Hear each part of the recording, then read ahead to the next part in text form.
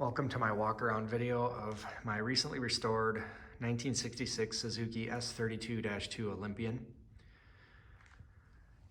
This particular model was produced 65 through 68. From what I can gather, it sounds like maybe the 68s were sold from leftover 67 stock. Ultimately, it was replaced by the T200. It's a two-stroke, twin-cylinder bike with about 16 horsepower, 8,000 RPM redline, weighs about 253 pounds dry.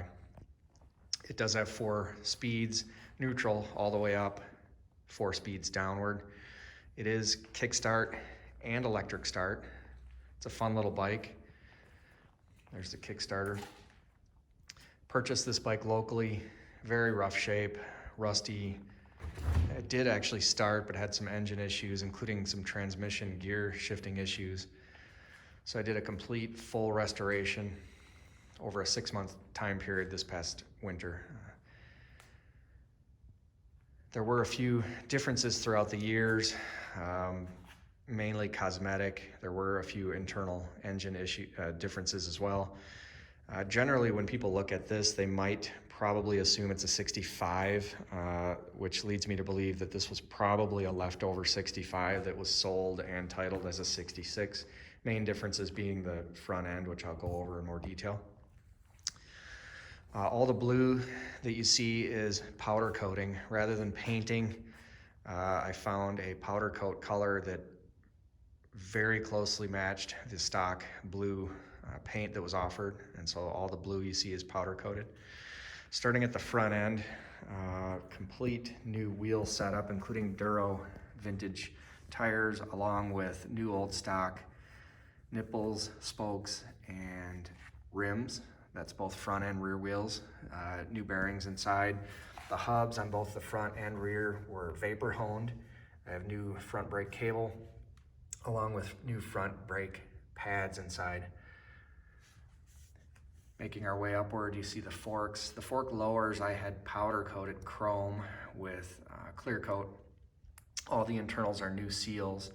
You can see this big flared steel fender. This was more characteristic of a 65.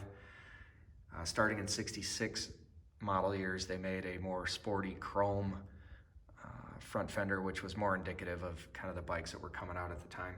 So this is unique to this particular early model. The other thing that's unique is you'll see this full-length fork shrouding. This was also specific to the early models. 66 and onward, they cut it off right here, and you had open springs with rubber fork gaiters over it. These were all powder coated to match. Headlight housing, again, the early model had a more rounded appearance. The later models, 66 and onward, were a little bit more squared off. This has been painted matte black. You can see the ignition key, as well as the speedometer with the original mileage on it prior to restoration. Triple tree was also powder coated chrome. Later models would have had a steering damper right here. So this again is more indicative of the early model without the steering damper. Looking at these handlebars, you might think, well, wow, those aren't really stock, but believe it or not, you could, as a factory option, buy what are called sport bars from Suzuki at the time. These are not genuine sport bars, but they are reproductions. And they looked more of like a drag bar appearance. The switch housings are all stock, obviously aftermarket grips. I did purchase new perch and levers that were reproductions. I do still have the originals available. In addition, I got new clutch and brake cables. These were actually genuine Suzuki cables.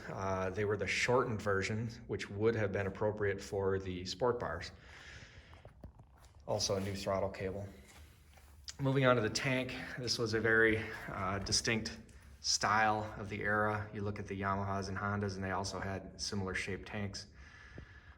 It had kind of this old school fuel gauge on it. You can see a clear line, and there's the fuel level right there. Chrome is all original. I polished it. Tank is again powder coated. One of the problems with these Olympian gas caps is they were rubber pressed fit.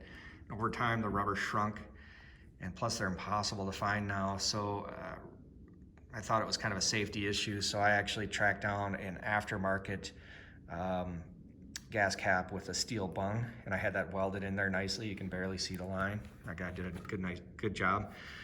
Now what you do is you kind of quarter turn it left, pops up, and you unscrew it. Now we've got a kind of a modern, safe gas cap that's not going to pop out. Inside of the tank is nice and clean. You can't really see it. Moving down to the seat pan is original. A lot of these rusted out. Mine was in good shape. Sandblasted it, had it powder coated black, you can see there. Sent it off to my upholstery lady and she did a fantastic job replicating the seat. Shocks are reproduction aftermarket. These were powder coated chrome as well. Bracket back here, powder coated matte black. You can see the tail light and license bracket. These bikes did not come with turn signals. Matching flared out rear fender in the back. Here you see the chain guard. These were next impossible to find now. They all rusted out, so this is actually a reproduction as well. I had it powder coated to match. Rear passenger pegs are also reproduction aftermarket, although they did a very good job quality-wise. Rear wheels, same as the front. Everything's all new, vapor honed. This drive hub was cracked on mine, so I actually tracked down a brand new old stock part. New chain inside. Pipes are in excellent condition, no rust out. I got new rubbers on these, along with powder coated center stand, powder coated bracket for the foot pegs. Behind this side cover on the left is the battery, which is brand new. If you look over on the right side cover, underneath here would be the regulator and rectifier.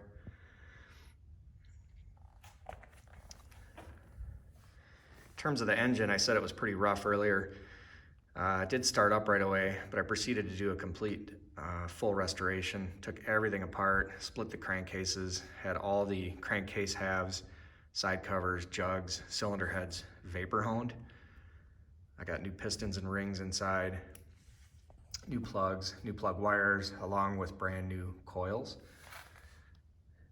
Transmission inside, a lot of the gears were out of spec, stripped out, so I actually tracked down a complete brand new set of new old stock transmission gears.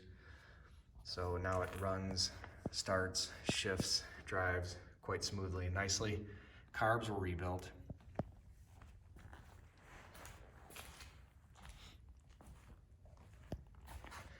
Inside the left cover here is the combined generator, charger, starting motor. It was all one unit. I got brand new brushes in the starter motor, so it literally starts over within a fraction of a second using the electric starter.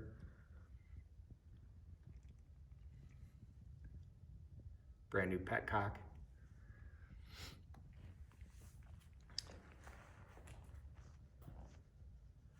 So there you have it. Thanks for watching.